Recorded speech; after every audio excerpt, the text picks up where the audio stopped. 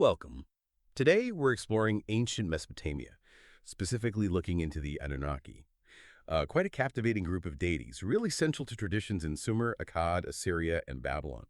Our aim here is to try and trace their origins, get a handle on their roles, which, as we'll see, weren't always the same, and understand how these powerful figures were viewed across different cultures over, well, thousands of years. It's quite a journey into ancient ways of thinking.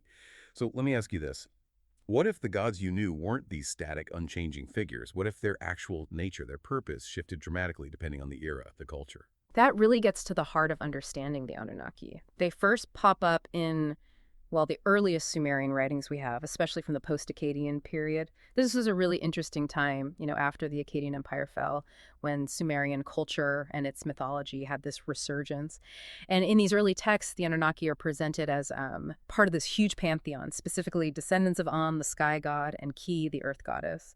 And right from the get-go, they had this really significant task, decreeing the fates of humans. That's quite a role to start with. So let's talk about the name itself, Anunnaki. And it sounds so ancient. What does it actually mean? It really does have that weight of history to it. The name Anunnaki comes directly from En, the Sumerian sky god. Fundamentally, it translates to something like princely offspring, or just offspring of En. You'll see different spellings around Anunnaki, Anunnaki, Anuna, sometimes Anunnaki, but they all point to the same group, and their parentage is central. En, the sky god, and Ki, the earth goddess. Oh, and Ki is often identified with Minhursag, the major Sumerian mother goddess figure. Among these offspring, probably the most important, certainly the oldest, was Enlil. He was the god of air, often considered the chief god in Sumer. Right, Enlil. And there's a really interesting bit about his birth, isn't there? About how heaven and earth used to be one. Exactly. That's a core Sumerian belief. Originally, heaven and earth were stuck together, inseparable. Then Enlil, this powerful firstborn Anunnaki, performed this, well, colossal act. He split them, he carried away the earth, made it its own realm, while his father An took the sky. Wow. So that act basically created the structure of their whole universe and positions Enlil as this force of order. Precisely. Now, thinking about how people actually worship them, it's kind of surprising.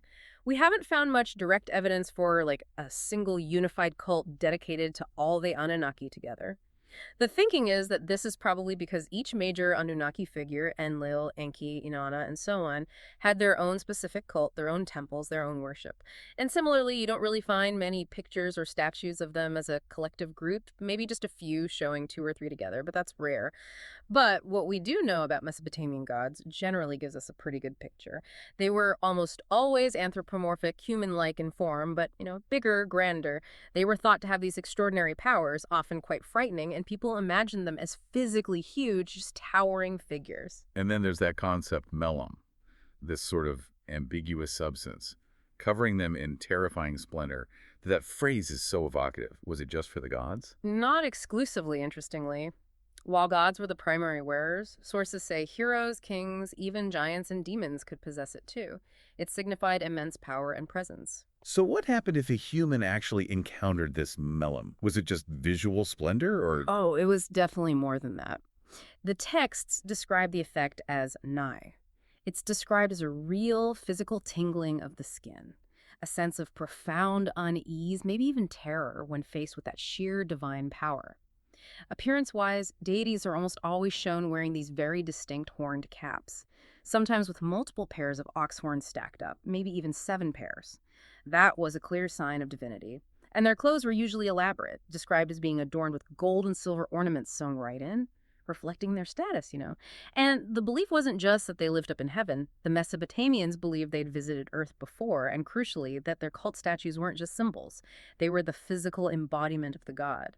This meant the statues got incredible care. Priests tended to them constantly, dressed them in fresh clothes, put out huge feasts for them to symbolically eat.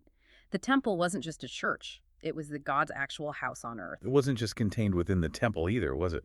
They had transport, like actual life-sized barges. That's right. Full-size barges, often kept right near or in the temple complex. They'd use these to move the cult statues along rivers and canals during big religious festivals. And for overland travel, they had chariots. Sometimes they'd even take the statue out towards a battlefield so the god could watch over the fight. It really shows how integrated they were into everyday life, not just abstract concepts, almost like powerful members of the community. That's a great way to frame it. And this presence extended to their role in the assembly of the gods. This was like their divine council, The major deities, including key Anunnaki, would meet there to make the big decisions about the cosmos, about human destiny.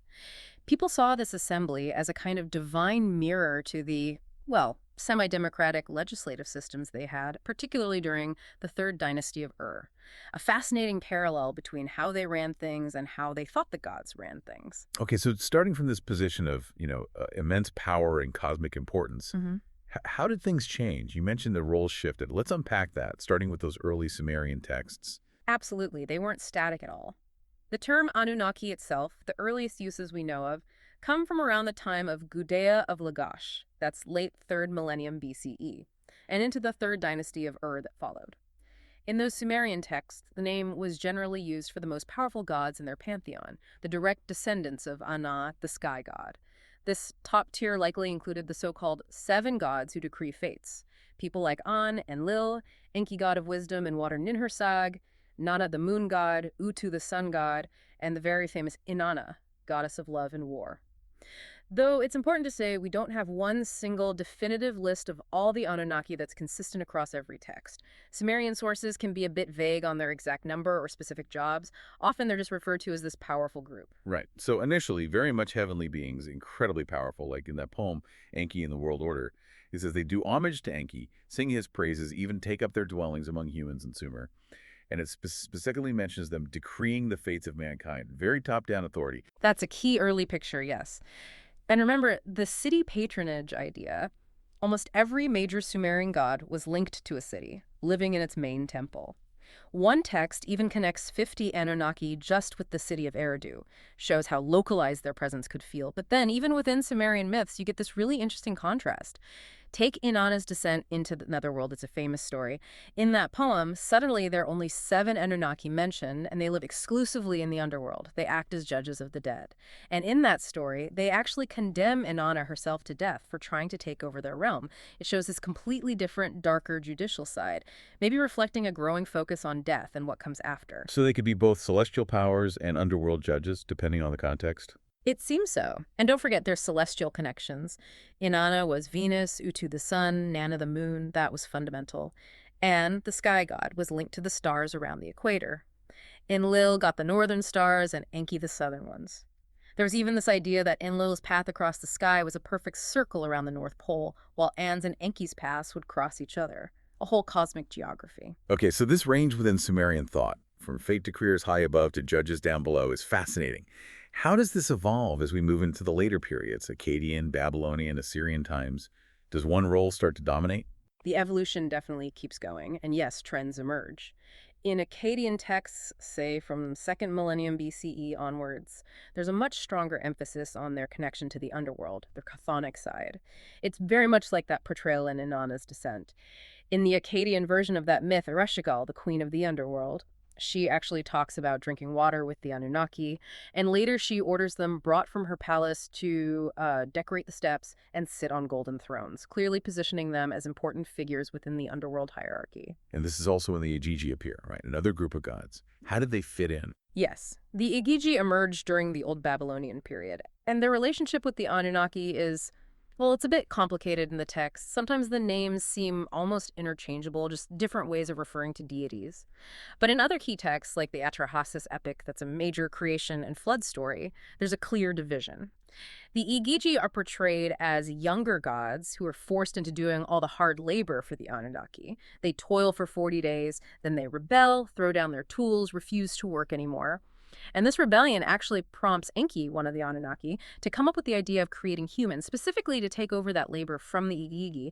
It gives humanity a pretty clear, if maybe not glamorous, purpose in their cosmic scheme. So humans were created as replacement workers for rebellious gods. That's the story in Atrahasis, yes. And as time went on, especially by the Middle Babylonian period, that distinction tended to become clearer. Anunnaki became the term generally used for the underworld deities, the ones governing the realm of the dead. Igigi was more often used for the heavenly gods, the celestial ones. And during this time, powerful figures associated with the underworld like Damkina, Nergal, the god of plague and death, and Mdanu, they get listed among the most powerful Anunnaki, along with Marduk, of course, who becomes Babylon's chief god. This shows a sort of theological sorting happening. What about the Epic of Gilgamesh? Do they show up there? They do. In the standard version, probably compiled around 1200 BCE, Utnapishtim, he's the Noah figure, the flood survivor, he describes the Anunnaki. He calls them the seven judges of the underworld and says they set the land ablaze just before the great flood hit, a very destructive image. But then later, after the flood has wiped out humanity, both Ishtar, that's Inanna again, and the Anunnaki are shown weeping together over the destruction. So there's that complexity again, judges, destroyers, but also capable of grief. And the Babylonian creation story, the Enuma Elisha. Ah, yes. There, after Marduk defeats the chaos monster Tiamat and creates the universe, he assigns the Anunnaki their specific roles and places, both in the heavens and in the underworld. He's basically organizing the divine world. One later version even gives numbers. 600 Anunnaki in the underworld, but only 300 in heaven. Suggests a really detailed, maybe hierarchical cosmology was developing.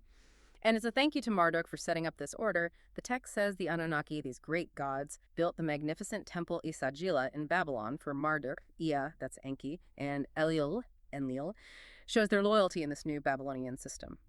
But it wasn't always harmonious. There's an 8th century BCE text, the Poem of Era, where the Anunnaki are depicted as brothers of Nergal, the plague god, and in that story they're actually quite hostile towards humanity, encouraging destruction. So still quite a range of portrayals, even much later on. Definitely.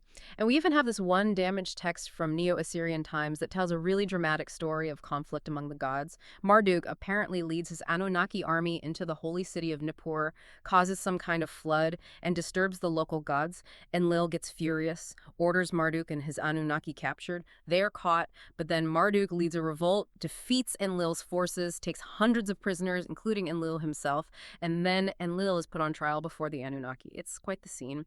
The text ends with a warning from Demkiana, that's another name for Ninhursag, telling everyone, gods and humans, not to repeat this kind of internal divine war. It paints a picture of serious power struggles within the pantheon. Incredible. A divine civil war almost. Now, it's clear their influence was huge in Mesopotamia, but did this idea travel? Did we see Anunnaki-like figures pop up elsewhere?